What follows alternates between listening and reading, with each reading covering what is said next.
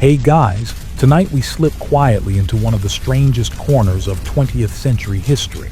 Not the loud kind filled with tanks and battle maps, but the quieter, dimly lit side rooms where powerful men whispered about ancient myths, mysterious relics, and the possibility that hidden forces might guide the destiny of nations. Imagine stepping into a stone hallway somewhere in 1930s Germany, the air cool and still, torchlight flickering against walls carved with symbols that look far older than the building itself.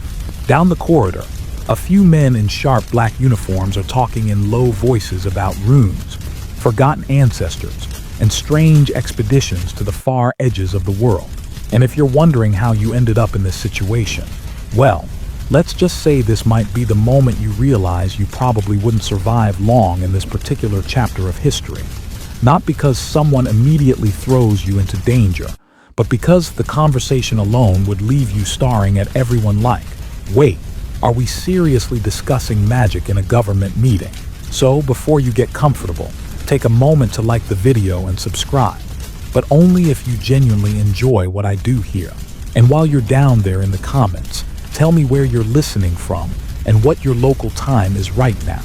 Some of you are probably lying in bed in the middle of the night, while others might be listening during a quiet evening somewhere across the world. Now dim the lights, maybe turn on a fan for that soft background hum, and let's ease into tonight's journey together. You find yourself walking through Germany in the early 1930s. The streets are alive with noise, cars rattling over cobblestones, radios playing inside cafes, voices echoing from crowded beer halls. Germany is changing quickly. Politics are loud, emotions are high, and people everywhere are arguing about the future. But while most of the country debates jobs, borders, and political power, something else is quietly happening behind closed doors. A small number of influential figures are becoming fascinated with the past. Not just history in the normal sense, dates and battles and kings, but something deeper and stranger. Ancient myths, forgotten symbols, stories about powerful tribes that lived thousands of years ago. And the strange part is that some of these men begin treating those stories almost like clues. You wander past a bookstore window where titles about Nordic legends and ancient European folklore fill the shelves. Books about warrior gods, runic symbols, and lost civilizations are suddenly popular. In certain circles, people talk about rediscovering the true origins of European culture. One widely accepted historical fact is that interest in Germanic mythology and folklore had been growing in Germany since the 19th century. Scholars studied ancient sagas and early tribal history, trying to understand the cultures that existed long before modern nations appeared. Most historians approached the subject academically, but inside the rising Nazi movement, some individuals began interpreting those stories very differently. Instead of seeing myths as cultural traditions, they started treating them almost like historical evidence. You continue walking through Berlin at night. Electric streetlights glow softly along the roads while the city hums with modern life. Trams clattering, newspapers printing headlines, crowds rushing through train stations. Yet inside certain offices, maps are spread across tables beside strange diagrams of symbols and ancient alphabets. Runes, angular shapes carved by Germanic tribes nearly 2,000 years ago. To archaeologists, runes are simply an early writing system used across parts of Northern Europe. But here, some people believe they might carry hidden meanings, messages left behind by ancient ancestors. Historians still argue whether Nazi leaders genuinely believed these mystical interpretations, or simply used them to create dramatic propaganda. But what's clear is that myth and symbolism quickly became part of the movement's identity. Flags, uniforms, and insignias began incorporating designs inspired by old runic symbols. Even the famous SS lightning bolt emblem came from a stylized version of an ancient rune once associated with victory.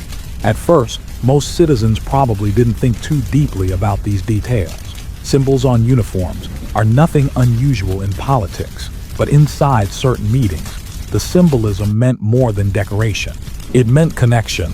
connection to a past that leaders of the regime believed held the secret to Germany's destiny. You drift into a smoky meeting room where several men sit around a wooden table covered in papers and books. Some volumes discuss archaeology and ancient tribal migration. Others explore mythology, stories about heroic warriors and powerful gods who ruled northern lands long before modern borders existed. The conversation shifts easily between history and legend. One man mentions archaeological discoveries in northern Europe. Another brings up ancient burial sites believed to belong to early Germanic tribes. Then someone asks a question that makes the room fall slightly quieter. What if the myths aren't just stories? What if they're fragments of truth about an extraordinary ancient civilization? From your seat quietly observing in the corner, the discussion feels surreal. These are political leaders shaping the future of a powerful nation, and yet they're talking like explorers searching for clues to a forgotten world. Here's a quirky historical tidbit that many people don't realize. Early 20th century Europe saw a boom in occult societies and mystical clubs. Groups gathered to study astrology, spiritualism, and ancient pagan traditions. Some even held ceremonies in forests, attempting to reconnect with what they believed were Europe's original spiritual beliefs. Historians still debate how much influence these fringe groups actually had on Nazi leadership. Some scholars argue the Nazis merely borrowed symbols and imagery for dramatic effect. Others believe certain leaders genuinely took these ideas seriously. As the conversation continues in the dim room, one thing becomes clear. Some of the people rising within the regime are deeply fascinated by the idea that history hides secret knowledge. Knowledge about ancestry, destiny, and power. And among them is a man whose obsession with ancient myths will eventually transform an entire organization. A quiet, meticulous figure named Heinrich Himmler. Right now, he's still building influence within a relatively small branch of the Nazi movement called the SS. But over the next few years, that organization will grow rapidly. And under Himmler's guidance, it will develop a strange identity shaped by mythology, ritual, and symbolism. You step back out into the cool Berlin night, the modern city humming around you. Cars pass under electric lights. Radios broadcast music through apartment windows. The world feels unmistakably 20th century, yet somewhere inside government offices and private meetings, another idea is slowly taking root. The belief that ancient legends might contain hidden truths about the future. And once that belief begins guiding powerful people, the search for proof can lead to some very unusual places. Castles, secret research groups, expeditions across the world, and a strange quest for mystical knowledge that historians are still trying to untangle today. For now, though, you're only standing at the doorway of that story, listening as whispers about destiny and ancient power quietly echo through the halls of a rising regime. The strange whispers about destiny don't fade after that first glimpse into the movement. If anything, they seem to follow you as you drift through the smoky halls and crowded streets of Germany in the early 1920s. Politics here feels less like quiet debate and more like a storm slowly gathering strength. Posters appear on walls overnight. Meetings stretch late into the evening. People argue passionately in cafes about the future of the country. And somewhere inside this chaos, one man is building a reputation that feels almost larger than life. You find yourself inside a crowded beer hall in Munich. The room is packed shoulder to shoulder. The air smells like tobacco smoke, spilled beer, and damp wool coats. People talk loudly while waiters squeeze between tables carrying heavy mugs. Then the noise slowly begins to quiet. At the front of the room, a man steps onto a small platform. Adolf Hitler. At first, his voice is calm, almost quiet. You notice people leaning closer just to hear him. But slowly, almost carefully, his tone begins to rise. His words become sharper, faster, more emotional. The crowd reacts to every sentence, murmuring or nodding in agreement. One widely accepted historical fact is that Hitler spent a surprising amount of time practicing his speeches. Photographs actually show him rehearsing gestures in front of mirrors, experimenting with expressions and posture. His speaking style wasn't completely spontaneous. It was carefully crafted to build emotion in the room. Listening now, you can see why it worked. The speech isn't just about politics. It's about destiny. Hitler talks about Germany's humiliation after World War I, about lost pride and broken promises. But then he shifts the tone slightly, as if stepping into a much larger story.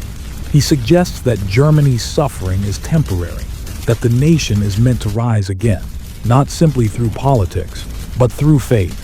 The word appears again and again in his speeches: destiny. To many listeners in the room, the idea is powerful. Germany had been through years of economic crisis, political instability, and national humiliation after the war. The idea that history itself might be guiding them toward renewal feels comforting, almost magical. You sit quietly at the edge of the crowd and notice something interesting. A few people in the audience aren't just listening. They're watching Hitler with a kind of intense fascination, as if they're witnessing something extraordinary. Later, some followers would describe their first time hearing him speak almost like a spiritual experience. Historians still debate how much of this atmosphere was carefully engineered, and how much emerged naturally from the emotional moment. But there's little doubt that Hitler understood how powerful the language of destiny could be, because destiny removes uncertainty. If events are guided by fate, then setbacks become temporary obstacles, and victories feel inevitable. You step back outside into the cool Munich night. Street lamps glow softly against wet pavement as the crowd pours out of the beer hall. Some people talk excitedly about the speech. Others shake their heads skeptically. But the energy is unmistakable. Something about these rallies leaves people feeling like they've participated in something larger than themselves. And that feeling spreads. In the following years, the Nazi movement grows steadily. Political meetings become massive rallies.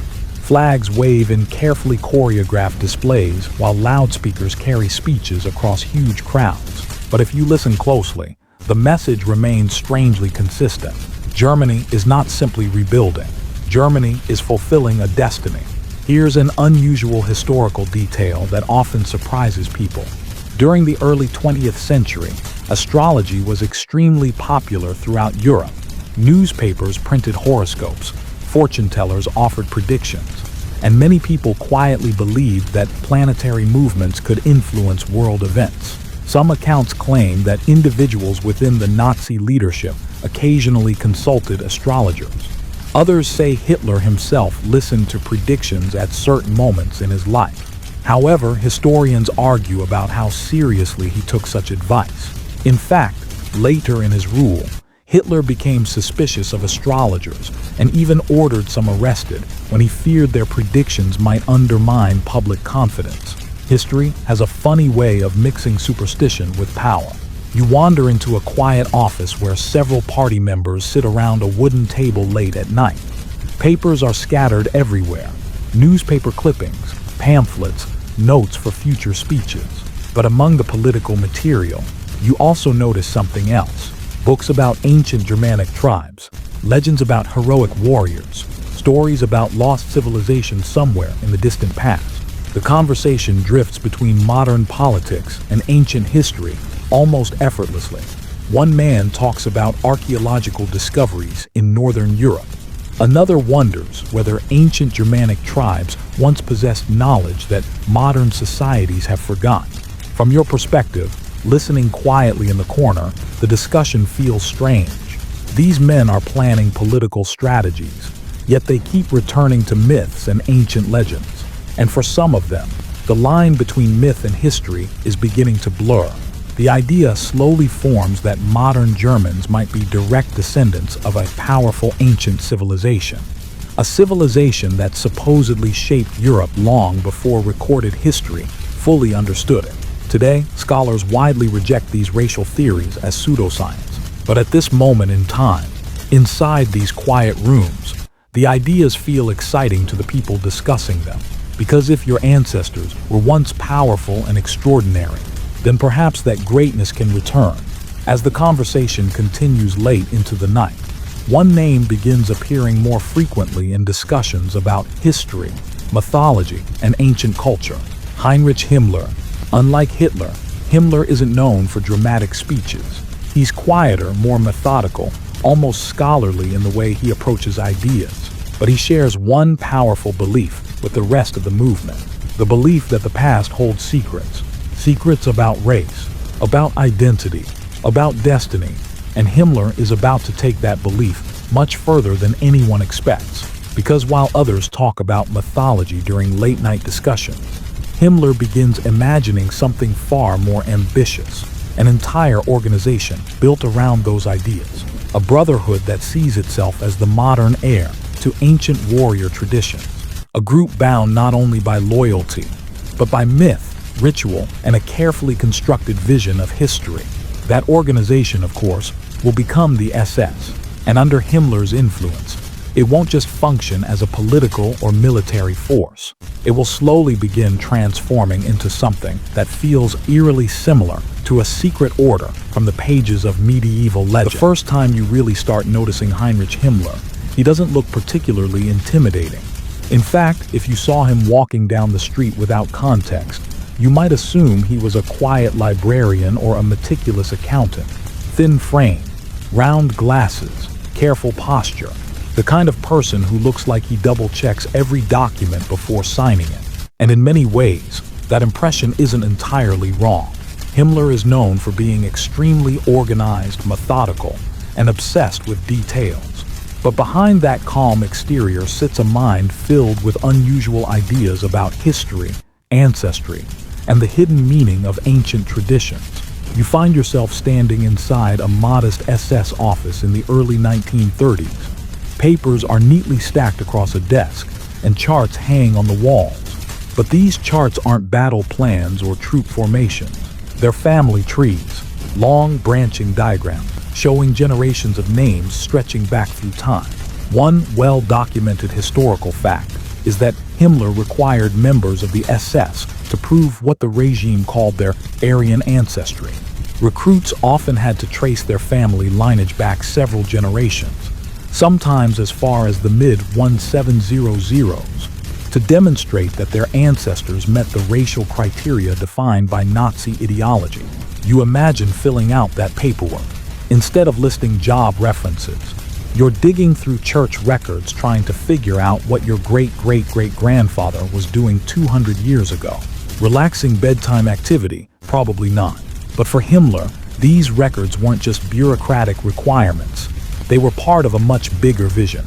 In his mind, the SS wasn't supposed to be just another military branch. He imagined it as a kind of elite brotherhood, an organization made up of men who represented what he believed was the purest continuation of ancient Germanic bloodlines, almost like a modern order of knights.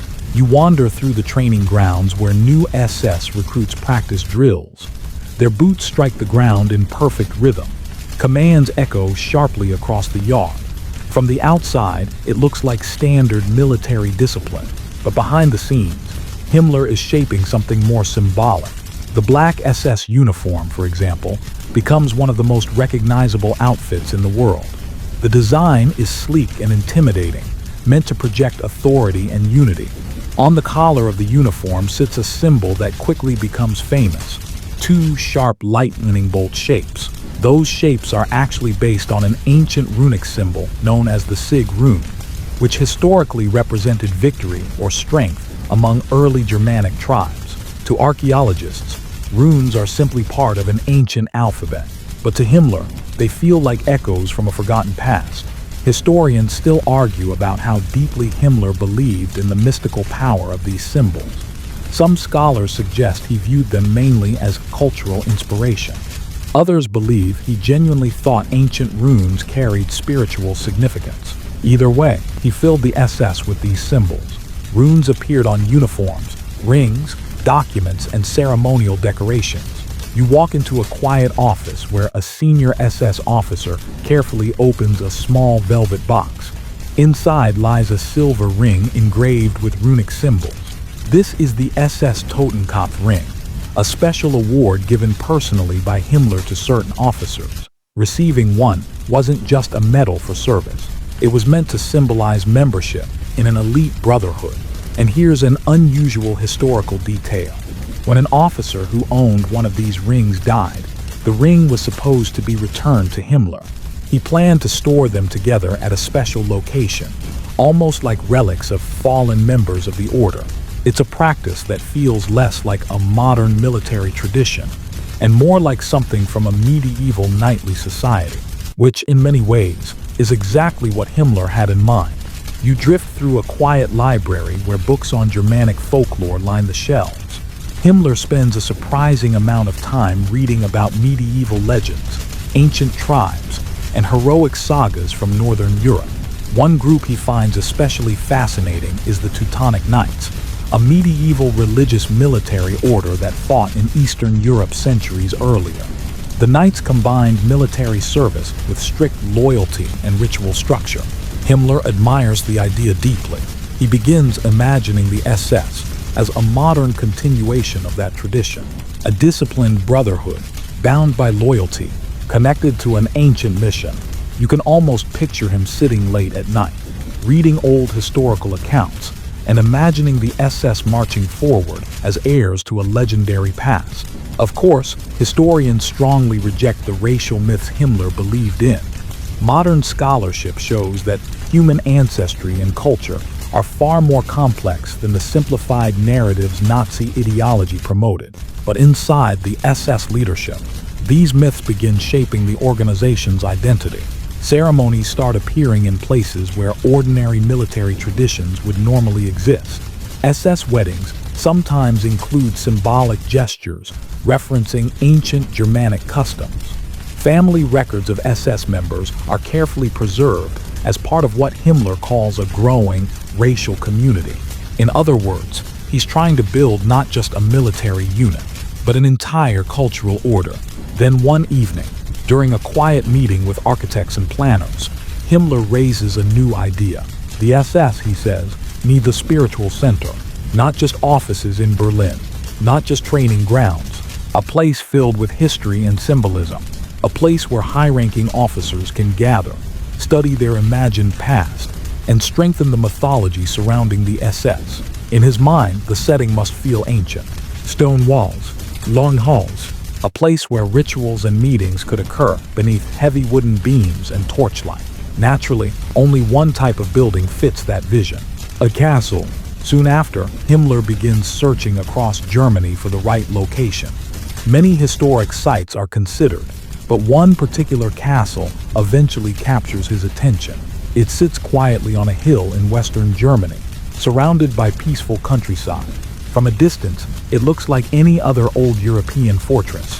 Thick stone walls, tall windows, and a courtyard worn smooth by centuries of footsteps. But in Himmler's imagination, it will become something far more significant, a symbolic heart for the SS, a place where myth, ritual, and ideology will blend together beneath ancient stone ceilings. The castle is called Wewelsburg, and once you step inside its halls, the story of Nazi Germany's fascination with the occult begins to grow even stranger. The road to Wewelsburg Castle is quieter than you might expect.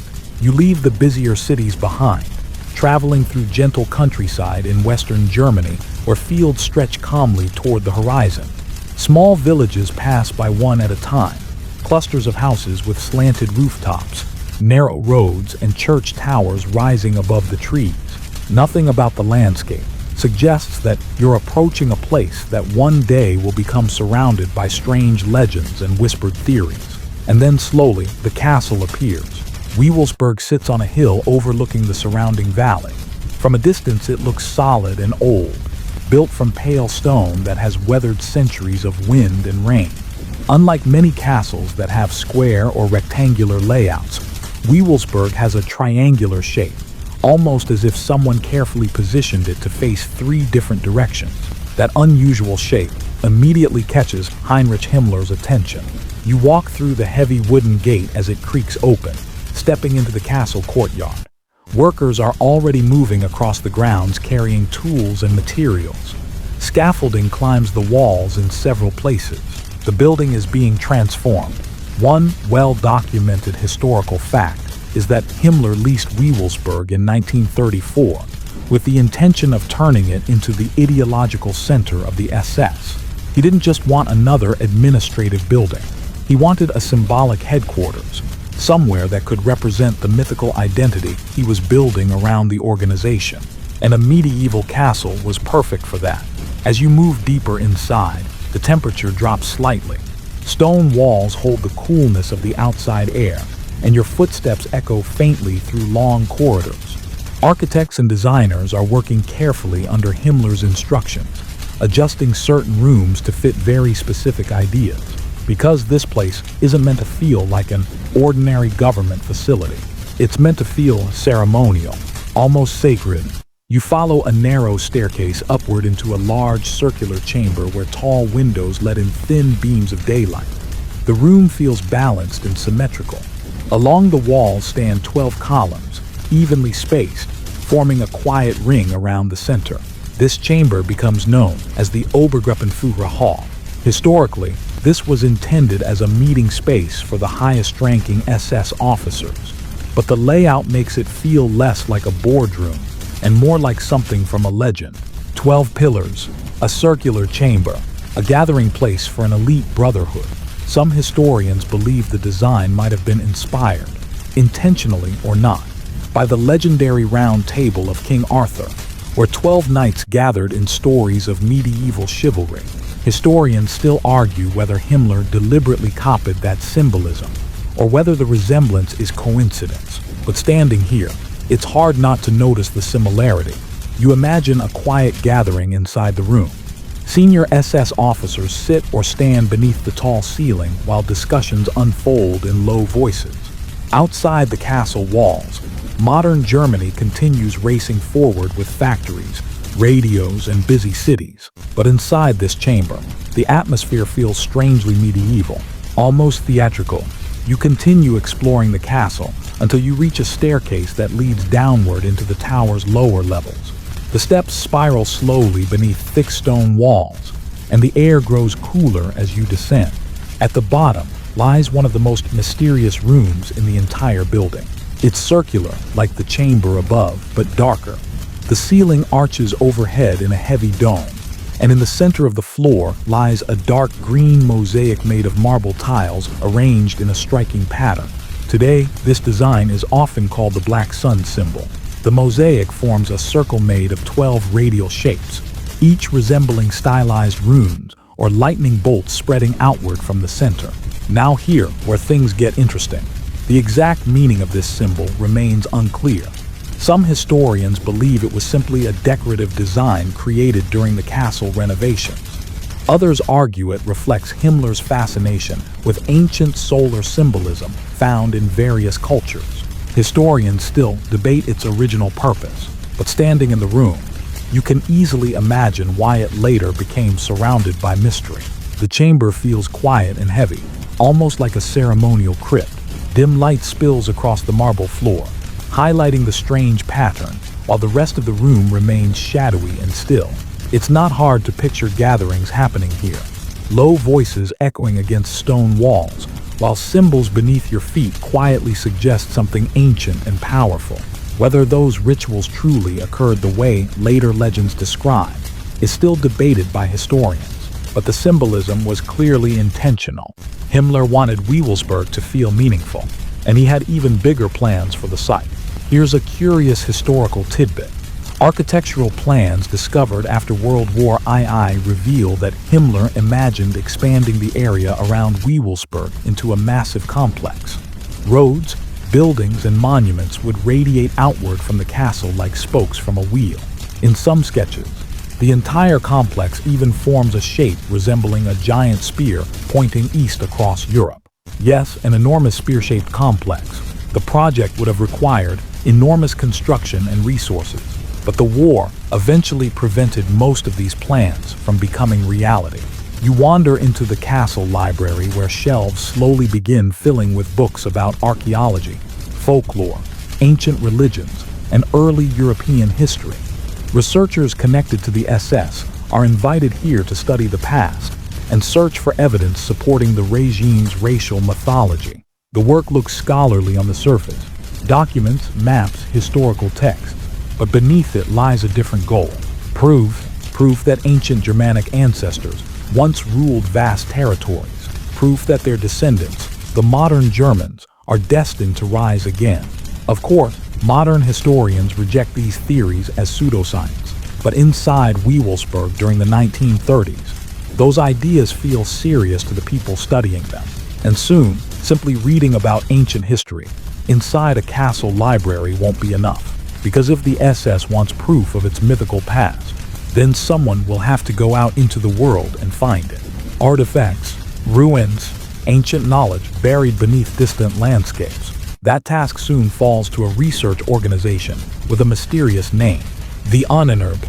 And once their expeditions begin traveling across Europe, and eventually into some of the most remote regions on Earth, the search for ancient truth starts becoming far stranger than anyone expected. The deeper you wander into the world surrounding Wewelsburg, the clearer it becomes that Heinrich Himmler isn't satisfied with symbols alone. A castle filled with runes and ceremonial halls might inspire imagination, but imagination, at least in his mind, needs evidence, artifacts, documents, ancient traces left behind by long-forgotten civilizations. And so, not long after the castle renovations begin, a new organization quietly grows inside the SS. Its name sounds almost scholarly, almost harmless, Ahnenerbe. Roughly translated, it means ancestral heritage. At first glance, it appears to be a research institute dedicated to studying history and archaeology. Scholars, linguists, historians, and scientists gather under its banner. Papers are written, lectures are held, maps are examined late into the night. But the purpose of this organization isn't purely academic. You find yourself standing inside an office in Berlin, where several researchers lean over a large wooden table. The table is covered with maps of Europe and Asia. Red pencil lines mark ancient migration routes, while handwritten notes crowd the margins. The men in the room speak quietly, but the excitement in their voices is clear. They believe they're searching for the origins of an ancient and powerful civilization, a civilization they think might explain the supposed roots of the Aryan race. One very real historical fact is that the Ahnenerbe was officially founded in 1935, supported by Heinrich Himmler and other Nazi officials. Its mission was to study the cultural and historical heritage of what they believed were the ancient ancestors of the German people. In theory, this meant research into archaeology, linguistics, and folklore. In practice, things sometimes became much stranger. You drift between desks covered with artifacts, old pottery fragments, photographs of excavation sites, copies of medieval manuscripts. Some researchers appear genuinely interested in legitimate academic questions about early European cultures. Others, however, seem focused on proving very specific ideological ideas that modern historians now consider deeply flawed and politically motivated. The conversation around the table shifts toward an ancient mystery. If the Aryan race once existed as a powerful ancient people, where did they come from? Did they begin somewhere in northern Europe, or perhaps farther east? One researcher suggests Central Asia. Another mentions ancient legends about northern civilization that supposedly possessed advanced knowledge long before recorded history. Historians still argue about how seriously some of these theories were taken. Certain members of the Ahnenerbe pursued relatively conventional research, while others leaned heavily into speculative ideas about lost civilizations and mystical ancestry. But the result was the same. Expeditions. You imagine the scene months later as a group of researchers prepares to leave Germany. Crates are packed with notebooks, measuring tools, cameras, and excavation equipment. Maps are carefully folded and tucked into leather cases. Some of these journeys will take scholars across Europe. Others will travel much farther. Here's a quirky historical tidbit that often surprises people.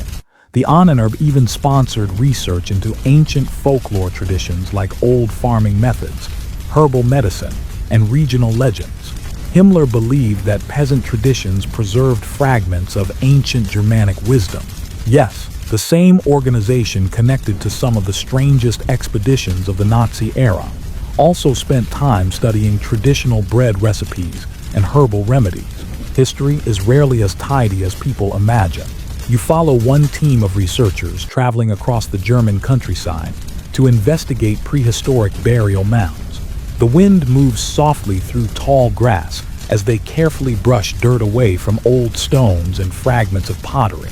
Moments like this look exactly like ordinary archaeology, quiet, patient, focused on understanding the past. But occasionally, the interpretation of discoveries begins drifting away from strict science. A decorative symbol carved into stone might suddenly be described as evidence of ancient Aryan spiritual traditions.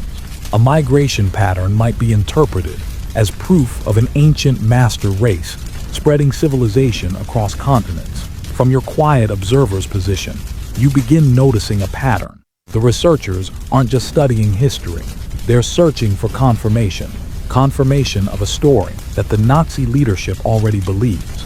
And when people search history for proof of something they've already decided is true, the conclusions can become creative. Still, the Ahnenerbe continues expanding its projects. Laboratories appear, field studies multiply, scholars travel farther and farther from Germany. Some projects remain relatively ordinary. Others begin drifting into territory that sounds almost like the beginning of an adventure novel. Stories about hidden relics, lost civilizations, ancient knowledge waiting to be rediscovered.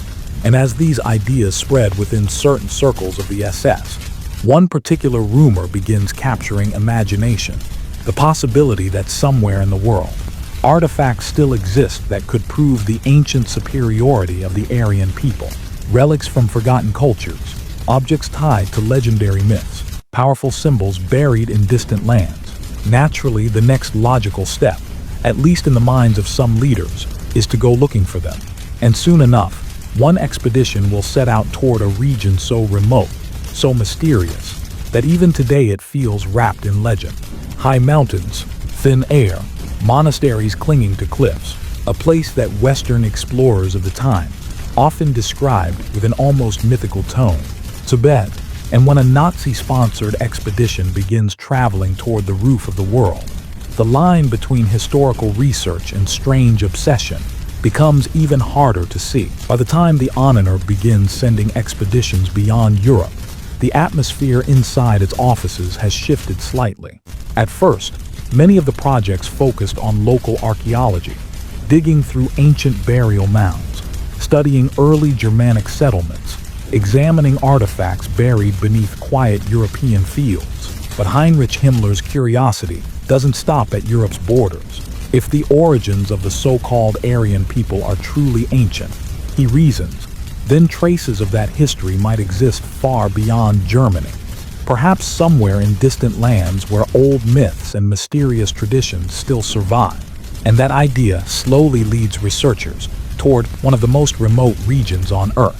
You imagine the preparations taking place in the late 1930s. Inside a Berlin office, maps are spread across a large wooden table. Thick mountain ranges cut across the paper like jagged scars. The Himalayas rise there, towering, distant, and still largely unexplored by Western scientists at the time. Someone taps a finger gently on a point near the top of the world. Tibet. Even in the 1930s, Tibet carried an aura of mystery in Western imagination. Travelers, accounts described hidden monasteries, ancient traditions, and landscapes so isolated that entire cultures seemed frozen in time. To certain members of the Ahnenerbe, it sounded like the perfect place to search for clues about ancient human origins. One mainstream historical fact is that in 1938, a German expedition led by zoologist Ernst Schäfer traveled to Tibet with support from the SS. Officially, the expedition focused on scientific research, studying wildlife, geography, and local cultures. But behind the scientific goals, there were also ideological interests. Some Nazi theorists believed that Tibet might preserve traces of ancient migrations connected to their imagined Aryan ancestry. You picture the expedition members preparing their gear before departure. Crates filled with cameras, notebooks, measuring instruments, and scientific equipment are carefully packed. Warm clothing is stacked high for the freezing mountain climate. The journey ahead will be long. From Germany, they travel by ship and train across continents, eventually reaching the foothills of the Himalayas. The air grows thinner as they climb higher into the mountains, where snow-covered peaks stretch endlessly against the sky. You walk with them through narrow mountain paths, where the wind whistles softly between cliffs. Prayer flags flutter above small villages, while distant bells ring from monastery towers perched on rocky slopes. The landscape feels ancient and quiet. To the scientists in the expedition, the journey holds genuine excitement. Tibet is still relatively unexplored by Western researchers, and they collect information about plants, animals, and geography along the way. But the expedition also conducts something that sounds strange today: anthropological measurements. Here's the unusual historical detail. Some members of the expedition used calipers and measuring tools to record the physical characteristics of local people, things like skull shapes and facial features. They believed these measurements might reveal connections between Tibetan populations and ancient Aryan ancestry. Modern science, of course, completely rejects these racial theories. Human populations are far more genetically mixed and complex than those early 20th century racial models suggested. But at the time, the researchers considered their work serious investigation. You watch as they sit with notebooks open, carefully recording observations while snow drifts quietly outside wooden buildings. The flickering light of oil lamps reflects off metal measuring tools and stacks of handwritten notes. Meanwhile, the surrounding Tibetan culture continues its daily rhythm. Monks walk through monastery courtyards, turning prayer wheels. Villagers guide yaks along mountain trails. Incense drifts through temple halls, where ancient chants echo softly against stone walls. To the expedition members, these scenes probably feel mysterious and fascinating. Western explorers of the era often describe Tibet with an almost mythical tone, sometimes exaggerating its isolation and spiritual traditions. Historians still debate how much the Nazi expedition was motivated by serious science and how much by ideological curiosity. The reality appears to be a mixture of both. The team collected thousands of photographs, film recordings, and scientific observations during their journey. Many of these materials later contributed to legitimate zoological and geographic studies, but at the same time, some members hoped to uncover cultural or biological evidence supporting the racial mythology promoted by the regime. In other words, science and ideology traveled side by side. You picture the expedition one evening high in the mountains. Snow falls lightly outside while the team gathers inside a wooden lodge. Maps lie scattered across a table, and someone reviews the day's notes under dim lantern light. The wind outside rattles the windows. In moments like this, the journey probably feels less like a political mission and more like an adventure, an exploration of landscapes few Europeans had ever seen.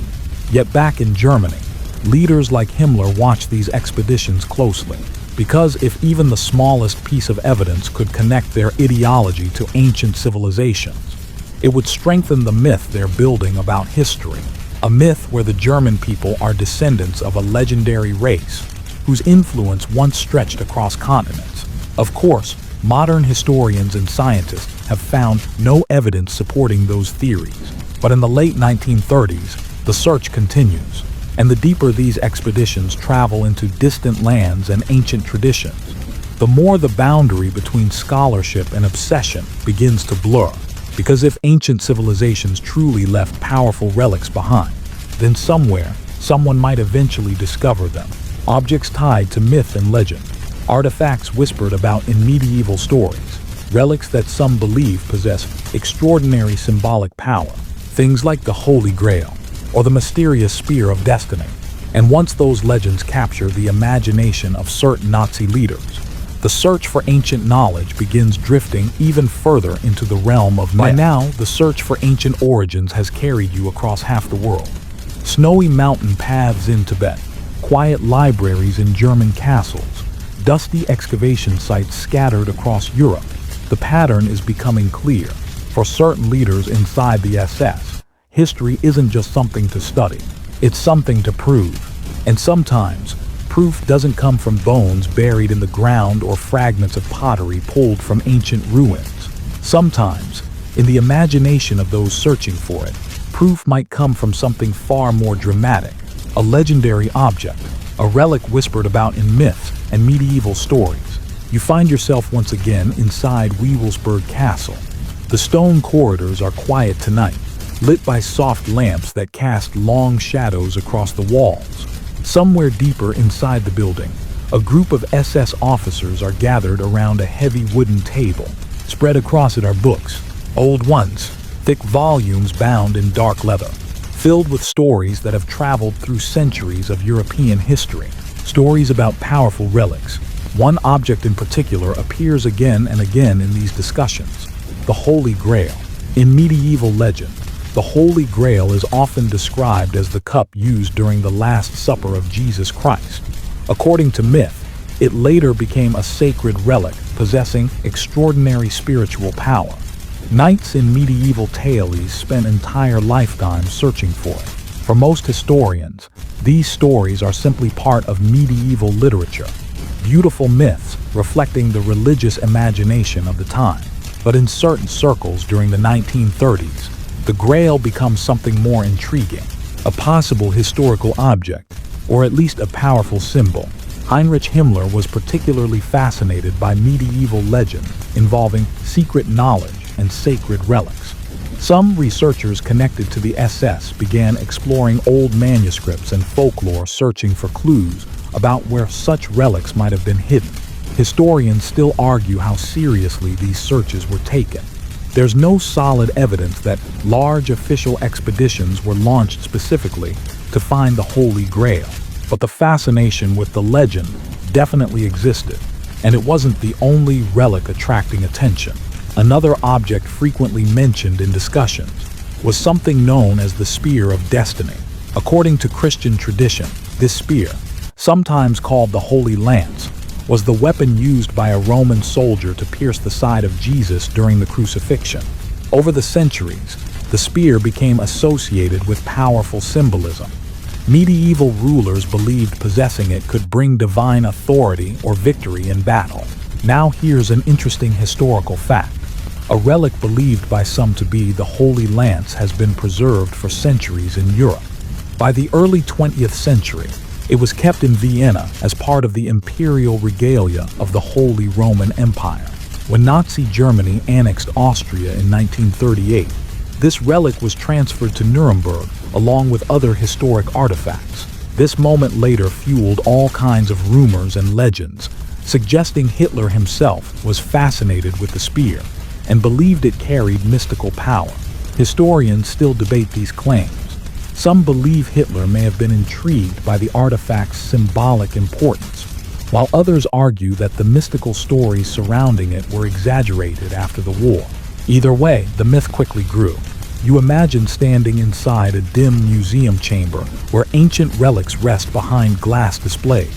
The spearhead lies quietly among other historical objects, dark metal worn by centuries of age. To a modern observer, it's simply a fascinating artifact from medieval history, but to people searching for signs of destiny and ancient power, objects like this begin to feel almost legendary. And when powerful leaders become fascinated by legends, those legends tend to spread. Soon whispers circulate through the corridors of Wewelsburg and SS research offices about other possible relics, lost artifacts from ancient civilizations, symbols tied to forgotten spiritual tradition, objects that might confirm the existence of a mysterious past where extraordinary knowledge once existed. Here's a quirky historical tidbit that adds to the strange atmosphere of the time. Several Nazi-era writers became fascinated with medieval poems and legends that described secret brotherhoods protecting sacred knowledge. One famous example was the medieval epic Parzival, which tells the story of a knight searching for the Holy Grail. Some Nazi thinkers interpreted these stories as symbolic tales about ancient Aryan wisdom, passed down through secret guardians. Modern historians view these interpretations as highly speculative, often shaped more by ideology than evidence. But during the 1930s, these ideas added another layer to the mythology surrounding the SS. You wander again through the halls of Wewelsburg late at night. The castle feels quieter now, the stone walls holding the echoes of footsteps long after people have passed. Somewhere upstairs, officers are still discussing history and legend, Downstairs, the mysterious mosaic known today as the Black Sun lies silent in its circular chamber. And across Europe, researchers connected to the SS continue searching through archives, archaeological sites, and ancient manuscripts, all hoping to uncover some piece of evidence, some relic, that might support the grand narrative they believe in. The belief that history once belonged to a powerful ancient civilization, whose descendants are destined to rise again. Of course, as modern historians point out, myths can be powerful stories, but they are still myths. Yet inside the world you're observing, that distinction sometimes becomes blurry.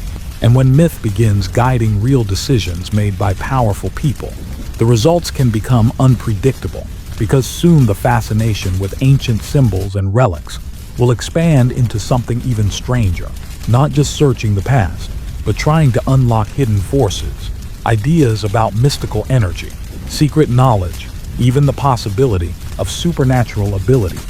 And once those ideas begin appearing inside certain secret research projects, the line between science and fantasy becomes even harder to see. The longer you linger around the research circles connected to the SS, the more you notice how symbols seem to appear everywhere.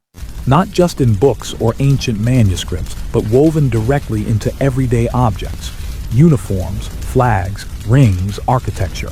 It's almost as if someone is carefully decorating an entire world with fragments of a mythical past. You find yourself once again walking through the halls of Wewelsburg Castle late in the evening. The corridors are quiet now, lit by low lamps that cast soft pools of light across the stone floor. Somewhere deeper in the building, a door closes gently, and footsteps fade away into the distance. On the wall beside you hangs a banner. At first glance, it looks like a simple design, bold black shapes on a pale background. But when you look closer, you notice the sharp, angular lines forming a symbol that feels strangely ancient. Runes. Runes were part of a writing system used by early Germanic peoples nearly 2,000 years ago. Archaeologists have found them carved into stones, weapons, jewelry, and tools across northern Europe. In their original context, runes were simply letters used for communication. But by the early 20th century, some mystics and nationalist thinkers began attaching deeper meanings to them. They believed certain runes represented powerful concepts like strength, victory, protection, or destiny. The Nazis adopted several of these symbols for their own imagery. One well-known historical fact is that the SS lightning bolt symbol came from the Sig rune, which historically represented victory. The double bolt design became one of the most recognizable insignias of the entire regime. You imagine a young SS recruit receiving his uniform for the first time. He runs his fingers over the stitched emblem on the collar, two sharp white lightning shapes against black cloth. To him, it probably feels powerful, like wearing the mark of an elite order. But the runic fascination doesn't stop with uniforms. You wander into a small study room where a researcher carefully turns the pages of an old book filled with strange alphabets and ancient carvings. The book contains illustrations of dozens of runic symbols, each accompanied by interpretations describing its supposed mystical meaning. Here's a quirky historical tidbit. During the Nazi period, certain scholars and occult enthusiasts tried to reconstruct ancient runic systems that they believed had magical properties. Some of these systems were completely invented in the modern era, inspired more by imagination than by authentic archaeology. Historians today often describe this as a mix of nationalism, romantic mythology, and early 20th century occult fascination. In other words, the symbols were real, but many of the mystical interpretations were modern creations. Still, inside SS culture, the symbols take on a life of their own. One of the most interesting examples is the SS Totenkopf ring. You watch as a small velvet box opens on a desk inside Himmler's office. Inside lies a heavy silver ring engraved with runes and a small skull symbol. This ring wasn't just a decorative piece of jewelry. It was personally awarded by Himmler to certain SS officers as a mark of loyalty. Receiving one was considered a great honor inside the organization. But what happens next makes the tradition even stranger. When an officer who owned one of these rings died, the ring was supposed to be returned to Himmler rather than passed down to family members. The rings would then be stored together, almost like relics belonging to members of a secret brotherhood. And where were many of these rings eventually meant to be kept? Wewelsburg Castle, specifically within its ceremonial halls. It's a practice that feels less like a modern military award system and more like something from a medieval order of knights, preserving sacred tokens of fallen members. Historians still debate how symbolic these rituals were versus how seriously participants believed in them. But the atmosphere they created inside the SS was undeniable. You step into a quiet courtyard outside the castle. The night air feels cool and still. Above you, the sky stretches dark and full of stars. From the outside world's perspective, Nazi Germany appears to be focused on military expansion, political control, and industrial power. Factories roar with production. Armies train relentlessly. New technologies are developed. But behind the scenes, in places like Wewelsburg, another story continues unfolding. A story filled with ancient symbols, forgotten myths, and a belief that the past contains hidden truths waiting to be rediscovered. Of course, historians emphasize that most scientific and academic communities at the time rejected the mystical interpretations promoted by Nazi ideology. Archaeology and history were legitimate fields of study long before the regime attempted to reshape them. Yet within certain SS circles, the fascination with ancient symbolism continued growing. And once people begin believing that symbols contain hidden power, the next question often follows naturally. What if those powers can actually be used? You drift back into the castle library where several researchers sit quietly under dim lamps. Papers cover their desks, notes about ancient traditions, folklore, and spiritual practices from different cultures. The discussions have started changing. Instead of only asking where ancient knowledge came from, they begin wondering what that knowledge might do. Ideas appear about forgotten energies, mystical forces tied to nature, and ancient rituals believed to unlock hidden abilities. Some of these theories sound more like philosophy. Others sound uncomfortably close to the supernatural. Historians still argue about how serious these experiments or studies actually became. Many stories about Nazi occult practices were exaggerated after World War II, blending fact with rumor and speculation. But one thing is clear: within certain corners of the regime, curiosity about mystical power and hidden knowledge had definitely taken root. And once curiosity moves in that direction, it doesn't usually stop at symbols and relics. Soon enough, attention turns towards something even stranger: the possibility that the human mind itself might hold hidden abilities, psychic perception, prophecy, astrology, ideas that some leaders quietly begin exploring, even while publicly promoting a modern, scientific image to the outside world. And that's when the search for power begins drifting into territory that feels less like archaeology and more like the pages of a very unusual experiment. By now, the deeper you drift into the strange corners of the Third Reich, the more you notice a quiet contradiction. Publicly, the Nazi regime presents itself as modern, scientific, and technologically advanced. Engineers design powerful machines, scientists work in laboratories, and military planners map out strategies with cold precision.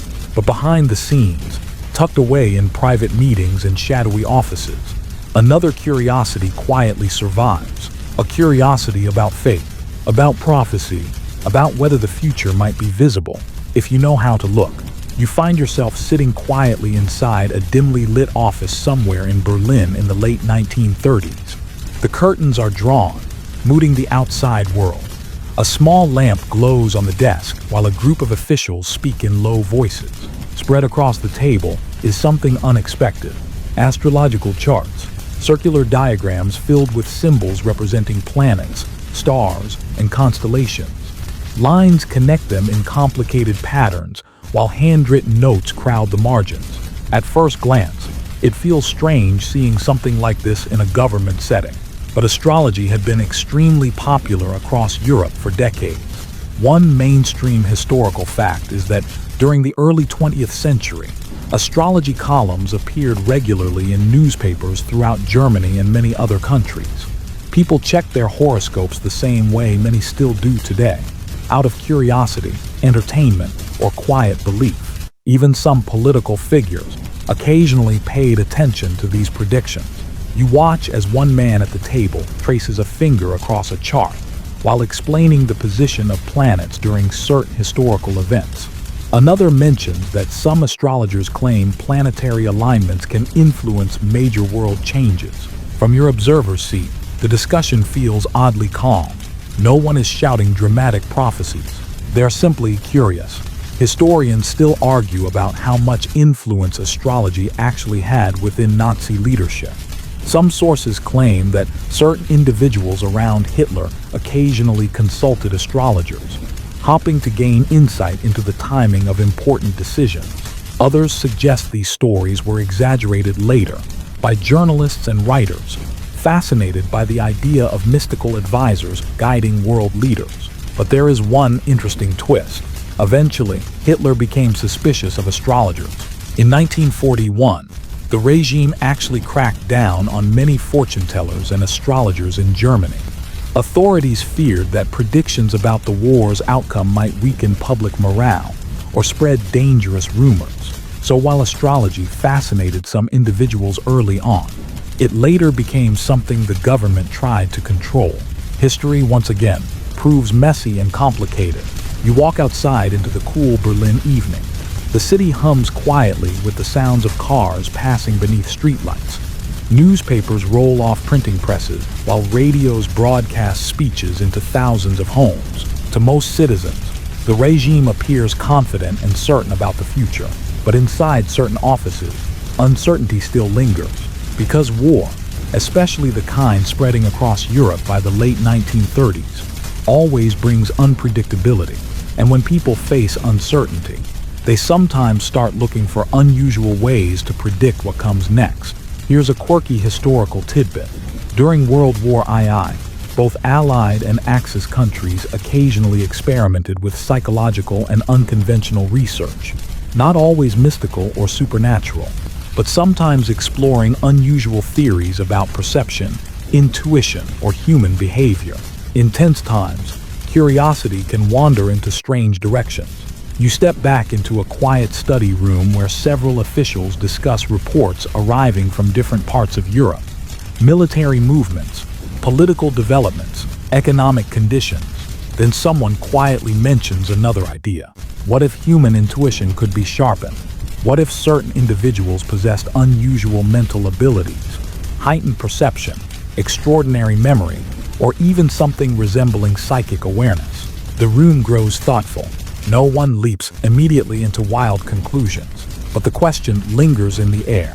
Historians still debate whether the Nazi regime conducted serious experiments into psychic phenomena, or whether many of those stories were exaggerated after the war.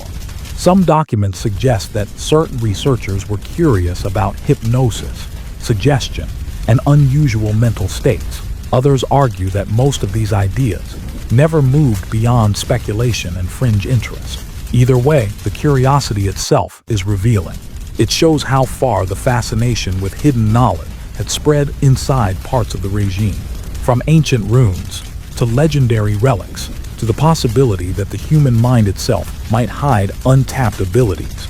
You wander again through the quiet corridors of Wewelsburg Castle.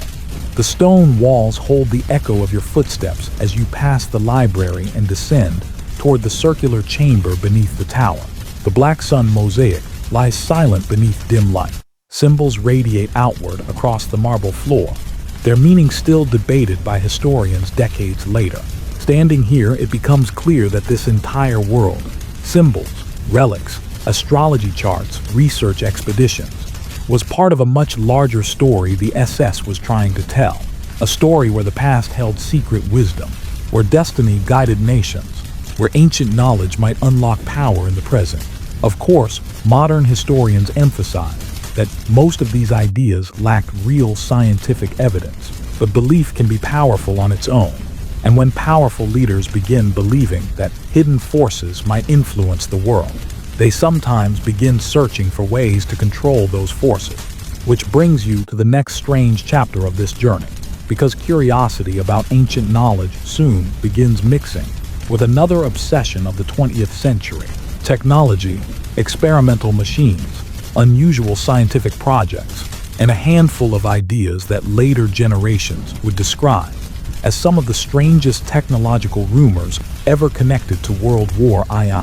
Stories about mysterious devices, unusual aircraft, and secret projects that blur the line between science, imagination, and wartime myth. As the 1930s slowly slide toward the chaos of war, the atmosphere across Germany begins to change.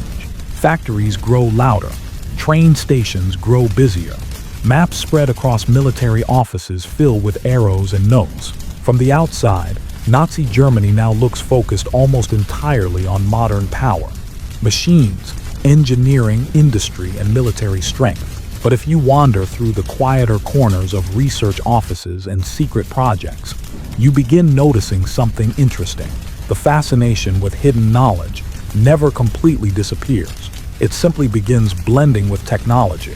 You find yourself standing inside a research facility somewhere in Germany during the early years of World War II. The building smells faintly of metal, oil, and chalk dust. Engineers move between workbenches covered in mechanical parts and blueprints. At first glance, it looks exactly like what you'd expect from a modern laboratory, and in many ways it is. One clear historical fact is that Germany during this period invested heavily in advanced technology. Scientists and engineers developed innovations such as early rocket systems, jet aircraft, and experimental weapons. Some of these projects would later influence post-war scientific development around the world. But alongside these legitimate technological breakthroughs, rumors and speculation started growing about stranger ideas. You wander past a table where two researchers quietly discuss a strange concept: whether ancient knowledge might have hinted at technologies that modern science has yet to fully understand. To modern ears, that sounds like the beginning of a science fiction novel. But in the 1930s and 1940s, imagination about lost civilizations and forgotten knowledge was surprisingly common. Writers across Europe speculated about ancient societies that might have possessed advanced wisdom long before modern science emerged. Historians still argue about how seriously Nazi researchers entertained such ideas. Most scientists working within Germany focused on real engineering and physics. But in certain ideological circles connected to the SS, speculation about ancient technological wisdom sometimes appeared in conversation. And this is where later myths begin to grow. You might have heard stories about mysterious Nazi inventions, things like strange circular aircraft often described as Nazi flying saucers. These stories appear frequently in books and documentaries decades after the war, but historians remain skeptical. There is no solid evidence that Germany ever built functioning flying saucers or anti-gravity machines. Most of these tales likely developed after World War II, blending real experimental aircraft with imaginative speculation. Still, the rumors themselves reveal something interesting. They reflect how mysterious many wartime research projects seemed from the outside. Imagine standing in a quiet hangar late at night where engineers work under dim lights. Strange aircraft prototypes sit on the floor, sleek, unfamiliar shapes compared to traditional airplanes of the time.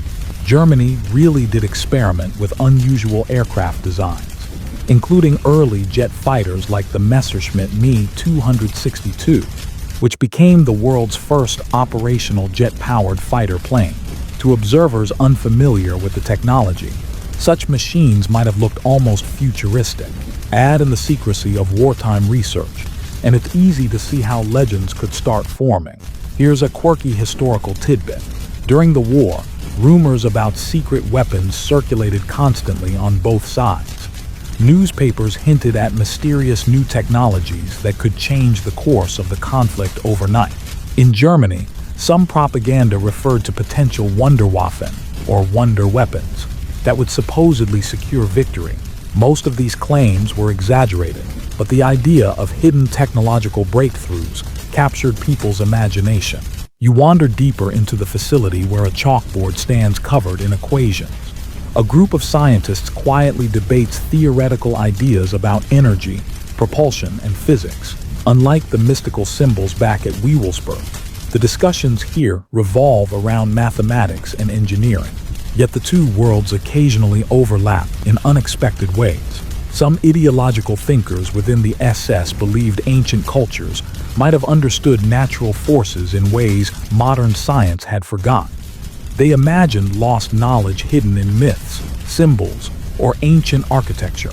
Historians today generally view these ideas as speculative at best, but the belief in hidden wisdom remained attractive to those already convinced that ancient civilizations possessed extraordinary abilities. You step back outside into the cold night air. The stars above feel distant and silent as searchlights sweep slowly across the sky in the distance. War has fully arrived in Europe now. Cities prepare for air raids. Armies move across borders. Factories work around the clock producing machines for battle. And within this environment of urgency and secrecy, the strange mixture of myth and technology continues quietly behind the scenes. Some leaders search ancient manuscripts for clues about forgotten power. Others push engineers to create revolutionary machines that might turn the tide of war. From your vantage point, watching this strange blend of belief and science, it becomes clear that the regime is chasing something more than just victory. They're chasing transformation, the idea that hidden knowledge, whether ancient or scientific, might unlock extraordinary power. Of course, history rarely rewards such grand fantasies, and as the war intensifies, reality begins pressing harder and harder against the dreams and myths that once filled castle halls and research offices. Soon, the pressure of war will expose just how fragile many of these mystical ambitions really were. Because when resources run short, cities fall and armies retreat. Even the grandest myths begin to crack. By the early 1940s, the world surrounding you feels very different from the quiet curiosity of earlier years. The war that once seemed distant has now spread across continents. Trains carry soldiers instead of scholars. Factories roar day and night producing weapons and machinery. Even the halls of Wewelsburg Castle feel quieter than before. You walk slowly through the familiar stone corridors, remembering how these rooms once buzzed with conversations about ancient myths, lost relics, and hidden knowledge waiting to be rediscovered. Maps once covered the tables. Researchers debated theories late into the night. Now many of those same people are busy with wartime responsibilities. Still, curiosity has a strange way of surviving even during difficult times. In certain corners of the regime, small groups of researchers continue exploring unusual ideas about the human mind and its possible abilities. The conversation shifts slightly away from relics and ancient ruins towards something more personal, the possibility that the human brain itself might hold hidden potential. You find yourself inside a small research office late at night. A dim desk lamp glows while a few individuals quietly examine reports and handwritten notes. The room smells faintly of old paper and ink. One of the subjects being discussed is hypnosis. This might sound mysterious, but hypnosis had already been studied for decades by psychologists and doctors around the world. Researchers were curious about how suggestion and altered mental states could influence memory, perception, or behavior. One mainstream historical fact is that many governments during World War II showed interest in psychological research. Understanding how the mind works, especially under stress, was valuable in fields like intelligence gathering, interrogation, and military training.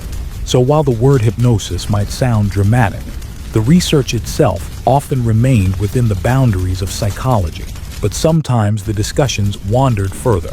You watch as someone flips through a notebook filled with unusual questions. Could certain people possess extraordinary intuition? Could the mind sense danger before it happens? Could concentration or meditation unlock abilities that ordinary perception misses? Historians still argue about how serious these investigations really were inside Nazi Germany. Some documents suggest curiosity about psychological techniques and suggestion, but many of the more sensational claims, psychic experiments, supernatural powers, and so on, appear mainly in stories that surfaced after the war. In other words, the legend sometimes grew larger than the evidence. Still, you can easily imagine how such ideas might have seemed tempting during wartime. When nations face enormous uncertainty, people often search for any possible advantage. You glance around the office and notice shelves filled with books, not just scientific texts, but also older volumes discussing folklore, ancient spiritual practices, and meditation traditions from different cultures. This mixture of modern psychology and ancient mysticism feels unusual, but it fits perfectly with the pattern you've been observing all along. The search for hidden knowledge.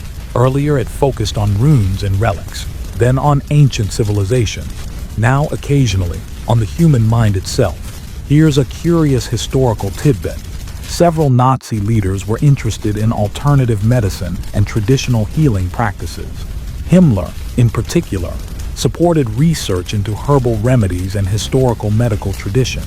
He believed ancient cultures might have preserved valuable knowledge about health and nature. Modern medicine, of course, relies on careful scientific testing rather than folklore alone. But during the 1930s and 1940s, interest in traditional remedies existed in many countries. History often mixes scientific curiosity with cultural fascination. You step outside the research building and walk into the cool night air. Somewhere in the distance, you hear the low rumble of aircraft engines crossing the dark sky. War is tightening its grip across Europe. Cities face air raids. Supply lines grow strained. Military strategies become more desperate. And slowly, quietly, the grand dreams that once filled castle halls begin fading. The idea that ancient myths might unlock secret power feels less urgent now. The search for legendary relics becomes harder to justify when resources must support the war effort. Even many research programs lose funding or attention as priorities shift toward survival. You walk once more through the library of Wewelsburg Castle. The shelves still hold books on mythology, archaeology, and ancient traditions. Dust gathers slowly across their covers. The silence here feels different from before. Not peaceful, more like something unfinished. Historians still debate how much influence occult fascination truly had on the policies of Nazi Germany. Some argue it was mostly symbolic, used to build identity and propaganda. Others believe certain leaders genuinely believed these myths and hoped they would reveal hidden power. The truth probably sits somewhere between those two views. But as the war grows more intense, the reality of battle begins overpowering the dream of mystical destiny. Soon, events will move faster than any prophecy or legend could predict. Cities will fall, armies will retreat, and the strange world of castles, runes, and secret expeditions will slowly collapse alongside the regime. By the time the war reaches its middle years, the strange mixture of mythology, research, and quiet obsession you've been wandering through begins to feel thinner somehow. Not completely gone, but stretched by the enormous pressure of a global conflict. You walk through Berlin again, though the city doesn't feel quite like it did before. The lively cafes and crowded evening streets have changed. Windows are darker now. Sandbags sit outside important buildings. People move with a kind of quiet urgency, glancing at the sky whenever distant engines rumble overhead. War has a way of simplifying priorities. Inside laboratories and research facilities, scientists who once explored unusual ideas about ancient history or mysterious symbols are now focused on far more immediate challenges: building machines, improving weapons, solving engineering problems that might influence the battlefield. One clear historical fact is that Germany during World War II invested enormous resources into technological development. Some of the most famous projects included the V-2 rocket, the world's first long-range guided ballistic missile, designed by engineers such as Wernher von Braun. These rockets represented a major step forward in rocketry technology, even though they were created during a devastating conflict. Standing inside one of these research facilities, you see chalkboards filled with equations. Engineers move quickly between worktables. Blueprints cover entire walls, showing diagrams of engines, fuel systems, and aerodynamic designs. It's a world of mathematics, steel, and precision, very different from the candlelit halls of Wewelsburg. But strangely enough, the old fascination with hidden knowledge never completely disappears. In quiet moments, late evenings when work slows and conversations drift away from strict engineering, you sometimes hear echoes of the earlier ideas, questions about ancient civilizations, speculation about forgotten technologies, the belief that perhaps the distant past once held knowledge modern science has yet to rediscover. Historians today generally see these ideas as speculation rather than serious scientific theory. But during the early 20th century, many writers and thinkers across Europe and America enjoyed imagining lost civilizations with advanced knowledge. The idea appeared in novels, magazines, and adventure stories long before the war. So occasionally, you'll still hear a researcher jokingly wonder whether some ancient culture might have understood forces of nature that modern science is only beginning to explore. Usually, the conversation ends with a laugh, because at this stage of the war, reality demands practical results. You walk through a large aircraft hangar where experimental planes stand beneath dim lights. Their shapes look unfamiliar, sleek metal bodies with narrow wings, engines designed for speed rather than endurance.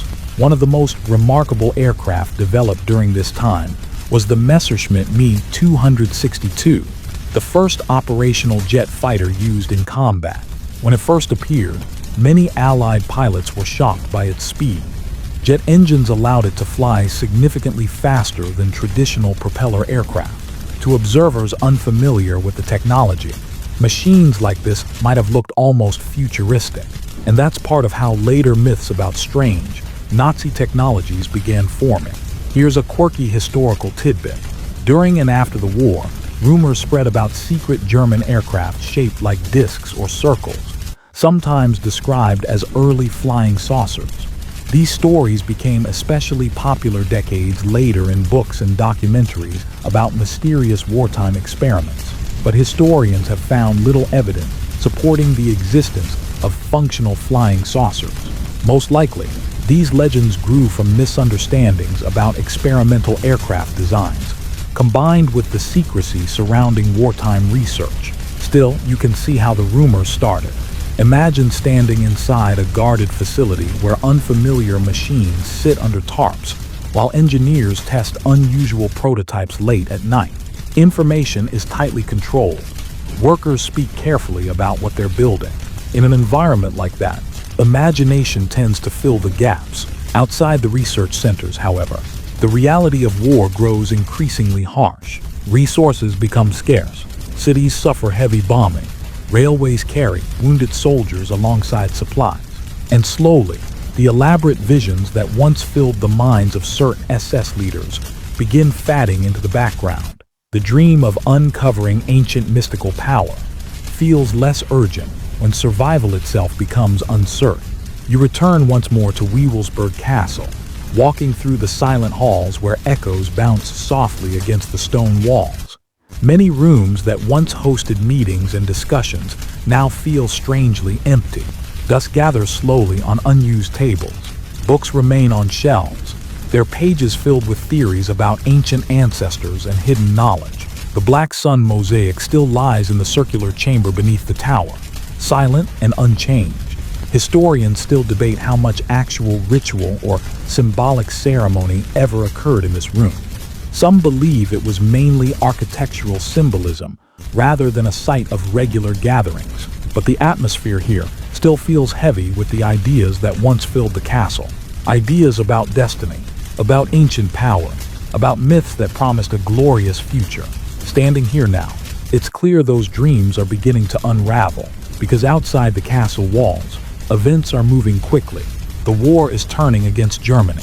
Armies that once advanced across Europe are now retreating. Cities once filled with confident speeches now face uncertainty and exhaustion.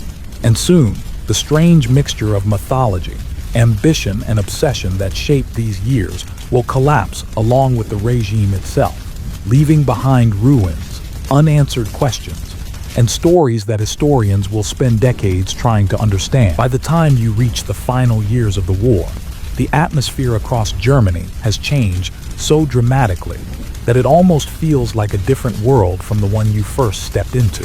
The confident speeches are quieter now.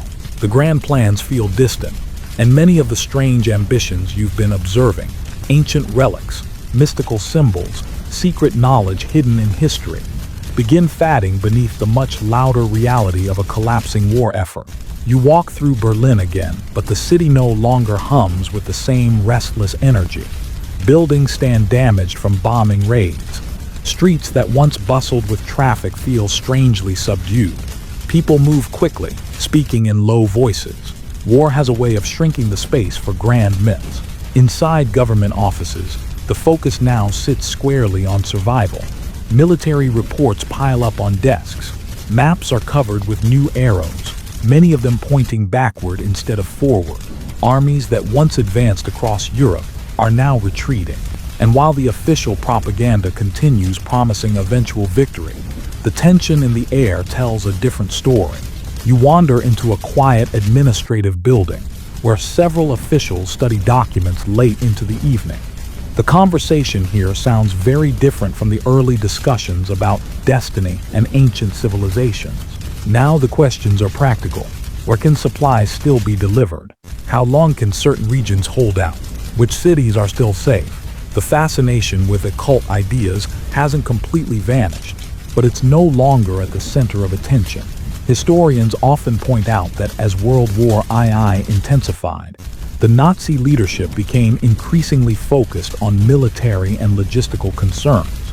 Grand ideological projects, including many research programs connected to the Aryan, received less attention and fewer resources. Simply put, war leaves little room for theoretical quests.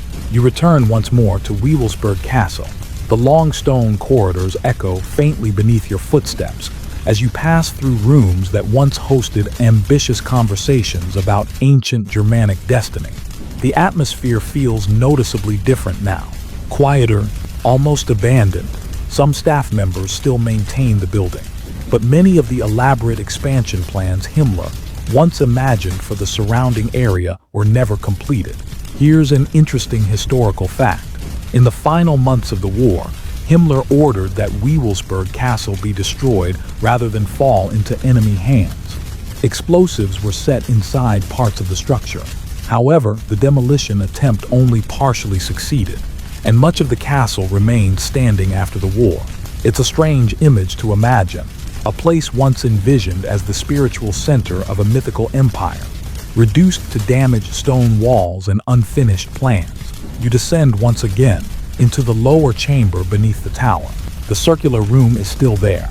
The black sun mosaic remains embedded in the marble floor, its dark pattern radiating outward exactly as before.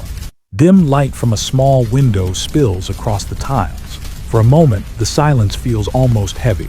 Historians still debate what role this chamber truly played. Some believe it was mainly symbolic architecture rather than an active ritual space. Others think small gatherings may have taken place here, but whatever its purpose once was, the room now feels like a relic of an unfinished story. The myths that once surrounded it no longer carry the same confidence. Outside the castle walls, the war continues closing in. Across Europe, Allied forces advance from multiple directions. Cities fall one after another. Military commanders struggle to hold territory that had once seemed permanently conquered. The world that supported all those strange ambitions is beginning to collapse, and as it does, many of the people involved in those earlier projects disappear into the chaos. Some attempt to destroy documents. Others try to distance themselves from the ideological experiments of previous years. Researchers connected to the Aryan scatter or quietly shift into other roles.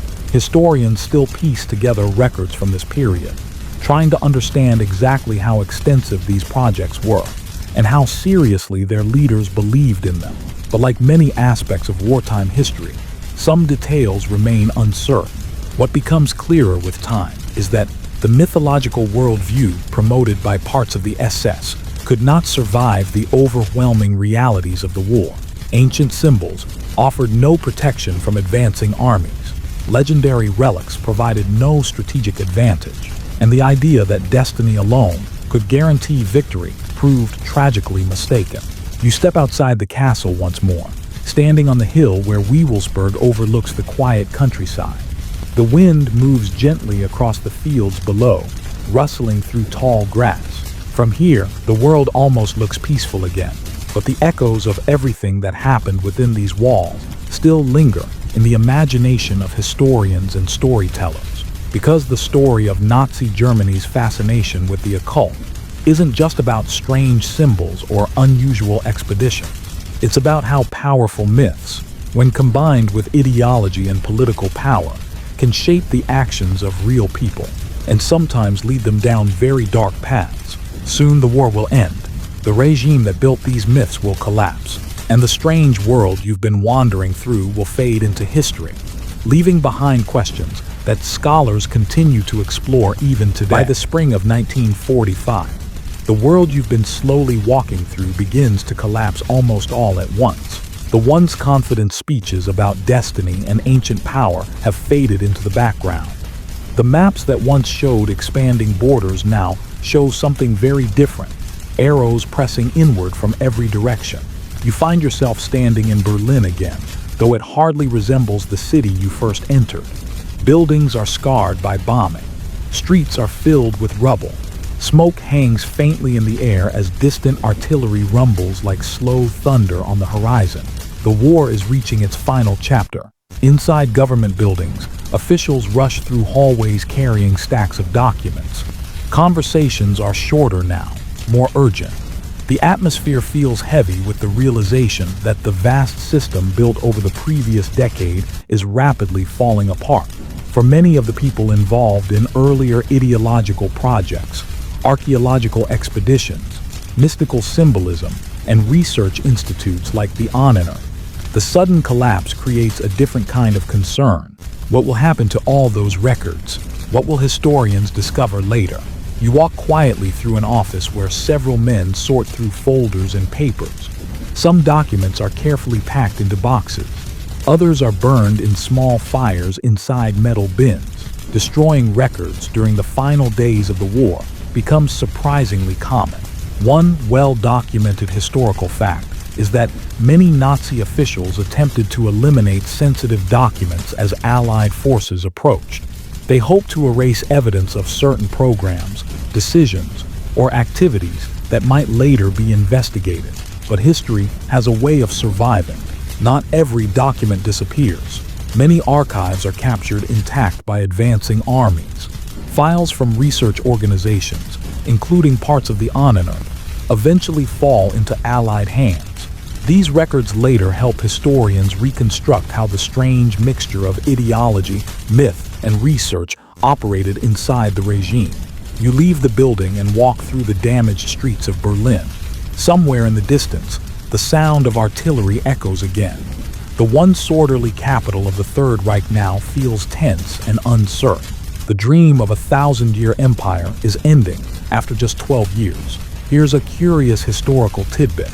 As the war drew to a close, Allied intelligence teams were already preparing specialized groups to locate important scientists, research documents, and advanced technologies across Germany. One of the most famous efforts later became known as Operation Paperclip, where the United States recruited several German scientists, especially rocket engineers, to work on post-war research programs. Many of these scientists had worked on projects like the V2 rocket. In other words, while the ideological ambitions of the regime collapsed, some of its technological work continued influencing science in the decades that followed. You find yourself once again thinking about Wewelsburg Castle, the symbolic heart of Himmler's imagined SS order. During the final months of the war, parts of the castle are damaged when explosives are set in an attempt to destroy it. Yet much of the structure survives. When Allied forces eventually arrive, they discover a strange place, part historical monument, part ideological project, and part unfinished dream. Rooms once meant for ceremonial gatherings now stand empty. Books about ancient mythology remain on shelves, and deep inside the tower, The circular chamber with the dark mosaic still rests quietly beneath layers of dust. Historians who later examined the castle struggle to interpret what it truly represented. Was it meant to become the headquarters of a mystical SS order, or was it simply a symbolic retreat filled with grand ideas that never fully materialized? Historians still argue about that question today. What's clear is that the castle became a physical reflection of the regime's fascination with myth and symbolism, a place where political power attempted to wrap itself in the imagery of ancient destiny. You stand outside on the hill, overlooking the countryside once more. The fields below look peaceful again, though the world around them is still changing rapidly. Armies are moving across Europe, cities are surrendering, and within weeks the war in Europe will finally end. The regime that built its identity around ancient myths, runic symbols, and imagined ancestral greatness will disappear almost overnight, leaving behind ruins, documents, and stories that historians will spend generations trying to understand. Because even after the war ends, curiosity about those strange beliefs doesn't disappear. In fact, for many people it only grows stronger. Questions begin spreading among historians, journalists, and later filmmakers. How much of the Nazi fascination with the occult was real? How much was exaggerated? And why did those ideas attract such powerful figures in the first place? Those questions linger long after the war ends, and the answers are rarely simple. But as you step away from the ruins of that world, one thing becomes clear. The myths that once promised hidden power and ancient destiny ultimately proved far less powerful than the real forces shaping history. War, human choices, and the consequences that follow when the war finally ends in Europe in 1945. The world you've been wandering through seems to dissolve almost overnight. The massive system of power that once stretched across much of the continent collapses quickly. Governments change, armies disband, and countless offices filled with documents and symbols suddenly become silent. You walk through a quiet building where only months earlier officials rushed through the hallways carrying maps and reports. Now the rooms are empty. Chairs sit pushed beneath desks, papers scattered across the floor like leaves after a storm. Outside, the streets feel calmer than before. Not peaceful exactly, but quieter in a tired, exhausted way. For historians, this moment marks the beginning of a very long process. Understanding what actually happened inside the strange world you've just explored. Because as Allied investigators and scholars begin examining captured documents, they discover pieces of a story that feels almost surreal. Files describing archaeological expeditions, reports from the Ahnenerbe Research Institute, design plans for Wewelsburg Castle, collections of symbols, manuscripts, and historical theories about ancient civilizations. One well-established historical fact is that after the war, many archives from Nazi institutions were carefully studied by historians and investigators. These records helped reveal the mixture of ideology, pseudoscience, and genuine scholarship that existed within organizations like the Ahnenerbe.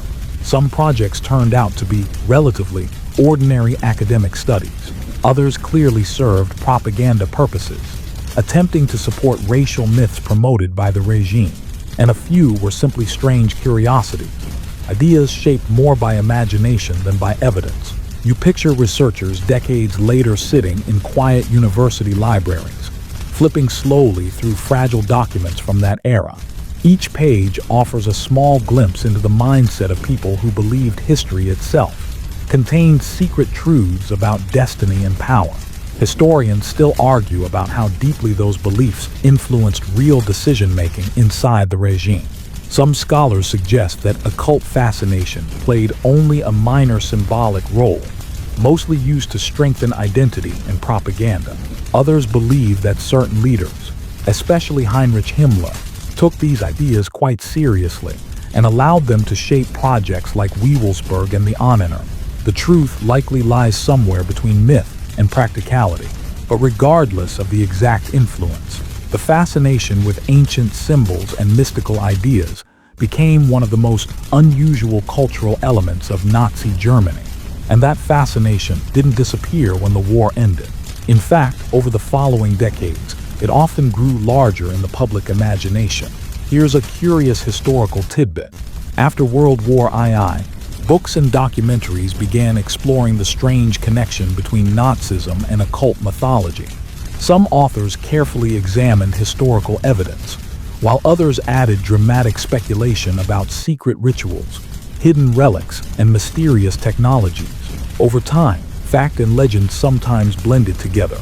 Stories about Nazi flying saucers, supernatural relics, and secret occult orders became popular topics in movies and conspiracy theories. But historians usually approach these claims cautiously, separating documented evidence from later exaggerations.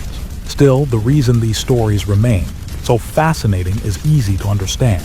They combine several powerful elements at once: ancient mythology, hidden symbols, secret research, and one of the most dramatic periods of modern history. You walk one last time through the quiet halls of Wewelsburg Castle. The building still stands today, though it has been transformed into a historical site and museum. Visitors walk through rooms where SS officers once held meetings. Exhibits explain the ideological projects that once filled the castle with grand ambitions. Down in the tower chamber, the circular mosaic remains embedded in the floor, still known as the Black Sun. Its meaning is debated, its symbolism analyzed, but the room itself feels calmer now, stripped of the mythology that once surrounded it. You step outside into the open air, where the countryside stretches peacefully around the hill. The wind moves softly across the fields, and the sky above looks impossibly wide compared to the narrow corridors of the castle. It's a quiet reminder that history often feels larger and more mysterious while it's unfolding. Only later do people step back and see the whole picture. And the picture here tells a story about how powerful myths can become when they mix with politics, ambition, and fear. The fascination with hidden knowledge, ancient power, and destiny didn't create the events of the war, but it added a strange layer to them. An atmosphere where some leaders believed history itself held secret forces waiting to be unlocked. Standing here now, long after those ambitions faded, the echoes feel distant. The symbols remain, the castles remain, the documents remain, but the myths that once promised secret power have become something else entirely. Lessons, quiet reminders of how imagination, ideology, and authority can intertwine in unexpected and sometimes dangerous ways. And as the wind drifts softly across the hill outside Wewelsburg, the strange chapter you've been exploring finally begins to settle into silence. The night grows quieter now. The corridors of castles fade from your mind, their stone walls dissolving slowly into darkness. The maps, the symbols, the whispered conversations about destiny and ancient power, they all drift away like distant echoes from another time. You can imagine the world growing still again. No secret meetings, no hurried footsteps across marble floors, just quiet countryside beneath a wide sky. The kind of peaceful scene that existed long before those ambitious dreams ever appeared. History continues moving forward, always calmer in hindsight than it felt in the moment. And now, as the story fades gently into the background, you can let those images soften and blur, like old pages closing in a book.